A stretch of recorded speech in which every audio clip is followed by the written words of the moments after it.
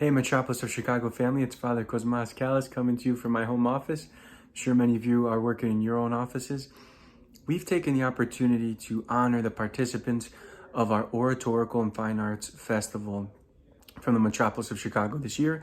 As you know, typically we have at our parishes and then at the Metropolis level a festival of art, iconography, chanting, speeches and essays, and poetry, where our young people offer those works in front of their peers, in front of the clergy, in front of their families, as an offering of showing their ownership of their own faith.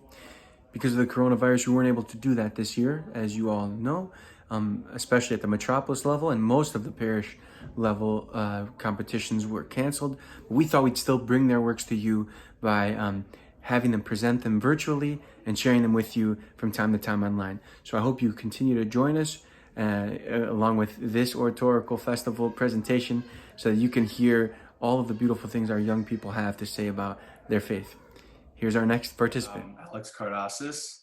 I'm at the senior division for Saints Peter and Paul, and I wrote a speech here on Prompt 5, which is about not failing to let angels into your lives, because we have let people into our lives because sometimes we will entertain angels unawares.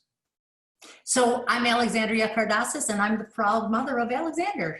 When I was little, on Black Friday, my family and I would go downtown to Christkindl Mart to see Santa Claus. Each year we would walk through the city, and my parents would treat my siblings and me to a warm hot chocolate, and we would share in each other's delight. But each year I would pass about a dozen people on the street suffering from homelessness, asking for just a few dollars to help out. I mean, think of how thousands of people would pass them every day without even acknowledging them. I mean, imagine how it would feel if no one even recognized your existence today. It would rob you of your humanity. See, these things we take for granted because somewhere along the line, the idea entered our heads that we're entitled to some things that others aren't. So when I saw these people sitting on Michigan Avenue just asking for help, it honestly broke my heart. I couldn't give them money because I didn't really have any. So I would make my parents give them money, but I could ask my parents to give money to every single person in Michigan Avenue. So sadly, on those trips to the city, I learned the unspoken rule of our society: disregard strangers. Sadly, this mentality dominates our society today. Not just for helping out the less fortunate, but even with making small talk with a person you don't know. I mean, think of how things were before quarantine. If you were to simply just start a conversation with a person in an elevator, a stranger, your audience would be confused and frankly a little agitated that you knowingly violated the unspoken rule of disregard. This is because it's so easy these days to avoid contact with anyone. We could just pull out our smartphones and disappear. And I mean, our reasons for disappearing weren't illogical. We have places to go, things to do. But now with the advance of COVID-19 and the stay-at-home order being put in place, it seems we've lost that little bit of togetherness that we had before. We're so separate now due to these circumstances that we've begun to alienate ourselves from love. And as St. Maximus the Confessor said, he who is alienated from love is alienated from God, for God is love. So how are we to no longer alienate ourselves from God under these insane circumstances? Hebrews chapter 13, verse 22 urges, "Do not neglect to show hospitality to strangers, for thereby some have entertained angels unawares." Meaning, in our everyday lives, there are times where we may be visited by angels. And while we may neglect to show hospitality to a random man on the street, write up a lengthy excuse for why you can't, would we really decline helping an angel? As Orthodox Christians, how on earth are we supposed to put this command into practice? It's easy to see this as an unrealistic demand, as we're required by our own governments to stay home. But just because we can't interact with each other in person doesn't mean we can't help each other. We can organize ourselves using the digital world that once caused us to separate from each other. Look into video calling senior citizens just to drop in and spend some time together. We can donate to those affected by the pandemic, even if it's just $1 or $2. See, it's the small things. It's those small things that only God knows about. See, God doesn't expect martyrdom from each and every one of us. God doesn't expect all of us to spend our entire lives devoted to helping everyone to the degree that we have no time for ourselves, but he expects us to try, to open up our hearts to our fellow man, to love, and to God. Thank you. All right. Nice job. Thank you. Well, before I ask either of you any questions, I just want to say, in true Cardassus family form, your delivery is very good. Thanks. And you know, that's half of the score. I don't know if you know that, but when the judges judge, I mean, really half your score is content, of course, but delivery is very important for the oratory component. So great job. That was a wonderful speech, very well delivered. And I appreciate you sharing that, not just with me, but with our Metropolis family. So that's great. I want to step into a few questions. And the first would be to you, Alex. Why'd you pick the topic that you chose? What stood out to you? I really just think, just going down the list, when I saw the prompts, the last one really resonated with me because it was more so about reflecting on the nature of this one quote. And I'm the type of guy that, you know, when I read the Bible, you like to look at the whole picture, but when you come to a line that you kind of don't understand and you want to dig into, there is this hunger sort of inside me to try to dig into what that'll mean. And because it was this sort of, you know, cryptic quote about angels entering our lives, we may entertain our angels unawares. I thought it really resonated with me because the first place where my mind went was thinking about, you know, the problem of homelessness and, you know, how we ought to, you know, extend our arms to our fellow man. So that was essentially the reason why I would pursue that topic. That's fantastic. This next question is for both of you, which would be as a participant or as a parent, what did you learn getting ready for this, whether it be more about public speaking or more about the specific topic in your faith?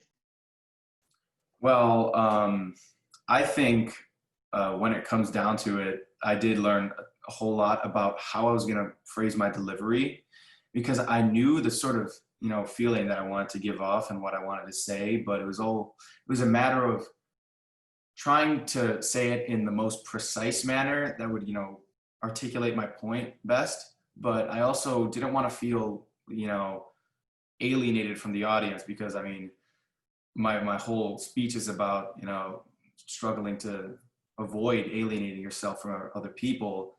I thought it was important to try to be friendly with the audience and to try to, you know, phrase it in a way that people could really relate to, rather than just some sort of, you know, command that I'm giving to people.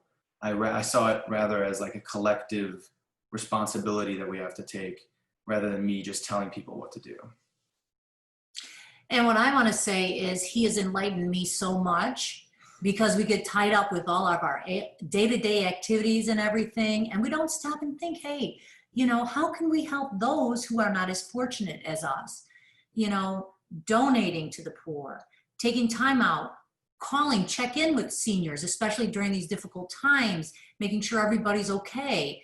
And as you may recall, you know, my blind brother, making an effort to spend more time with him because he's even more alienated than ever now. So yes, he has opened our eyes and gotten us to start doing more than we ordinarily would do with our busy lives. Yeah, absolutely. Those are both fantastic. And I think they speak a lot to, you know, Christ tells us to let the children come to him, to not prevent the children from coming to him, because to them belong the kingdom of heaven. You know, I only have a very young child, but already I can notice how much I'm learning from him, you know. And so that's really cool, that mutual benefit, parents and children in a way grow from each other, which is awesome. Those are great learnings. Another question for both of you, Alex, for you, for your peers, Alexandria, for you, for your peers, but why would you encourage, you know, sometimes people don't think of the Oratorical Festival all the time, or they might think, why would I do another essay? I have to do essays and speeches at school. which, by the way, if you do, we will write you a letter of completion that you can turn in for whatever credit your school will give you, but that's a side note. The point being, what value does the Oratorical Festival give you as a participant, Alex, and you as a parent of a participant, Alexandria? And why would you encourage a friend or a friend's child to participate? I think especially in your teen years, I think as an Orthodox Christian, it's really important to shake your faith to the bone. Like, because in Sunday school, well, high school Sunday school is a bit different than Sunday school, you know, just in grade school, because what we're all about is trying to look at places where we may have gaps in our understanding of our faith, places where you may, you know, think something contradictory to your faith. And I think it's just a matter of understanding your faith better. And when it comes to being a Christian, if you, especially at these, you know, years of like, you know, the oratorical, which is like sort of like 13 to 18, it's really formative years where if you can establish that connection personally with God, it's really honestly important, because you know, you hear a lot, you go to the church service, you hear sermons, you go to Sunday school and you hear a lot, but I think the Oratorical Festival is a chance to take your faith and make it into your own. See how you look at things and see what it means to you. And honestly, each time you come out of it, I only did it this one time, but I plan to do it again. You really definitely do feel awakened to this new sense of reality when you explore what your faith means specifically to you. It's that sort of oneness that you achieve. So the way I would answer the question is I would highly encourage parents to encourage their children to participate in the Oratorical Festival. And I would encourage the children, the teens and middle school and all that, whether it's writing or speaking or creative icon drawings or whatever it is that they're passionate about. Because for instance, when Alexander presented at our church, these teens came up and the preteens, and they had so much to share, and it's all inside of you. And if you don't share it with others, then it doesn't have as big of an impact if it's just you with these ideas. But when you're sharing, those people will share with others and it becomes contagious, and then everybody benefits from it. So I would highly encourage as many parents and as many children to participate in this as they can. And I think from that perspective of expression, when you look at the different sort of categories that you can do, if you're not comfortable public speaking, then you could always write, you know, an essay.